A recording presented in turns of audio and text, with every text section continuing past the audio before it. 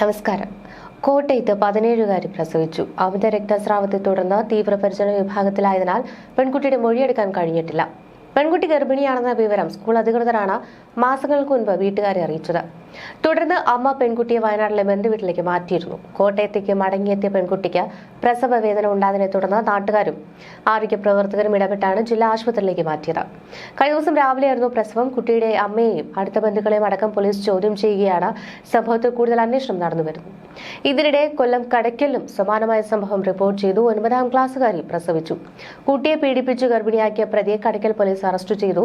പെൺകുട്ടിയുടെ അമ്മയുടെ ഒപ്പം താമസിച്ചു വന്ന 2ാം ഭർത്താവാണ് പ്രതി. കണ്ണൂർ സ്വദേശിയായ പ്രതി വാഗമണിലെ ഒരു ഹോട്ടൽ ജീവനക്കാരനാണ്. ആശുപത്രിയിൽ നിന്ന് ലഭിച്ച വിവരത്തിന്റെ അടിസ്ഥാനത്തിലാണ് പോലീസ് കേസെടുത്തത്. കുട്ടി 2 വർഷമായി പീഡനം നേരിട്ടതായിട്ടാണ് പോലീസ് പറയുന്നത്. പെൺകുഞ്ഞിനാണ് 9ാം ക്ലാസ് വരെ ജന്മം നൽകിയത്. കുട്ടിയെ ബന്ധുക്കൾ തിരുവനന്തപുരത്തെ സ്വകാര്യ മെഡിക്കൽ കോളേജിലാണ് പ്രവേശിപ്പിച്ചത്.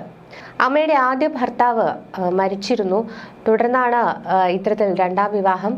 തുടർന്ന് 2 വർഷമായി പ്രതി പെൺകുട്ടിയുടെ അമ്മയ്ക്കൊപ്പമാണ് താമസിച്ചു വന്നിരുന്നത്. ഹോം നഴ്സായി ജോലി ചെയ്യുന്ന അമ്മ പലപ്പോഴും വീട്ടിലുണ്ടാകാറില്ല. ഈ അവസരം മുതലെടുത്താണ് പ്രതി പെൺകുട്ടിയെ പീഡിപ്പിച്ചിരുന്നത്. വാഗമണിൽ പിടിയിലായ പ്രതിയെ റിമാൻഡ് ചെയ്തു. ആശുപത്രി അധികൃതർ വിവരം നൽകിയതിനെ തുടർന്നാണ് പീഡന വിവരം പുറത്തറിയുന്നതും പോലീസ് നടപടിയെടുത്തതും. കഴിഞ്ഞ 2 വർഷമായിട്ടാണ് ഇത്തരത്തിൽ പീഡനത്തിന് ഇരയാക്കിയതെന്നാണ് കുട്ടി പോലീസിനോട് പറഞ്ഞത്. അതും അമ്മ വീട്ടിലില്ലാത്ത സമയങ്ങളിൽ പ്രതി സ്ഥിരമായി ഉപദ്രവിച്ചിരുന്നു. കണ്ണൂർ സ്വദേശിയായ പ്രതി വാഗമണിലെ ഒരു ഹോട്ടലിൽ നിന്ന് പിന്നീട് പോലീസ് പിടികൂടിയായിരുന്നു. കുട്ടിയുടെ അച്ഛൻ ഉപേക്ഷിച്ചു പോയതിനു ശേഷമാണ് ഇയാൾ അമ്മയ്ക്കൊപ്പം താമസം തുടങ്ങിയത്. പ്രതിയെ കടയ്ക്കൽ പോലീസിന് കൈമാറി.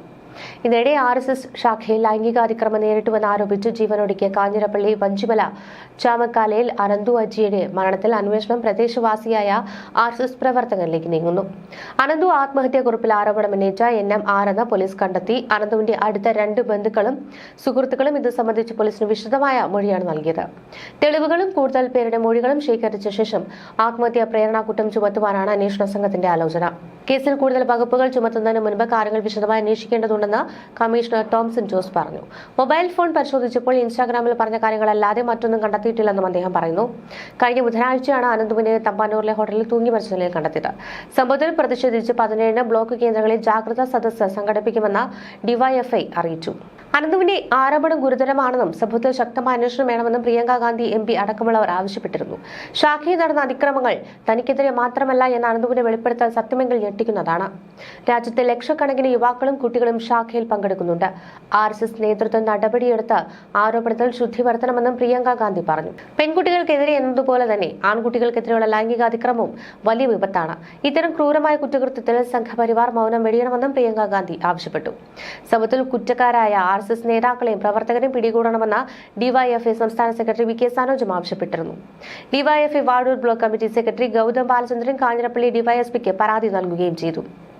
RSS പ്രവർത്തകർക്കെതിരെ ഇൻസ്റ്റാഗ്രാമിൽ പോസ്റ്റ് പങ്കുവച്ച ശേഷമായിരുന്നു ഇത്തരത്തിൽ അനന്തു ജീവനൊടുക്കിയത്. മരണശേഷം പുറത്തുവന്ന രീതികൾ ഷെഡ്യൂൾ ചെയ്യുന്ന തരത്തിലാണ് ഇത്തരത്തിൽ അനന്തു പോസ്റ്റ് ഇട്ടത്. RSS പ്രവർത്തകർക്കും സംഘടനയ്ക്കുമെതിരെയാണ് 15 പേജുകളിലായി അനന്തു ആത്മഹത്യാ കുറിപ്പിൽ ആരോപണങ്ങൾ ഉന്നയിച്ചത്. 4 വയസ്സ് മുതൽ പ്രകൃതി വിരുദ്ധ ലൈംഗിക പീഡനം ഏൽക്കേണ്ടി വന്നുവെന്നും RSS ക്യാമ്പിൽ നിന്നാണ് ദുരനുഭവങ്ങൾ നേരിട്ടതെന്നുമാണ് ഈ പോസ്റ്റിൽ പറയുന്നത്. ഇതോടെ കടുത്ത വിഷാദ രോഗത്തിൽ ആയി. അമ്മയും സഹോദരിയും ഓർത്താണ് ഇതുവരെ ഒന്നും ചെയ്യാതിരുന്നതെന്നും അനന്തു പറയുന്നുണ്ട്. അനന്തുവിന്റെ അച്ഛൻ ഇപ്പോൾ ജീവിച്ചിരിപ്പില്ല. RSSൽ ഇരകൾ വേറെയുമുണ്ട്. സംഘടനയിൽ നിന്ന് പുറത്തു വരുന്നത് കൊണ്ടാണ് ഇത് തുറന്നു പറയാൻ കഴിയുന്നതെന്നും അനന്തു കുറിപ്പിൽ പറഞ്ഞിട്ടുണ്ട്. പിതാവാണ് RSSലേക്ക് തന്നെ കൊണ്ടുവന്നതെന്നും മാതാപിതാക്കൾ കുട്ടികളെ സ്നേഹം നൽകി വളർത്തണമെന്നും അവരെ കേൾക്കാൻ തയ്യാറാകണമെന്നും ഈ കുറിപ്പിലുണ്ട്.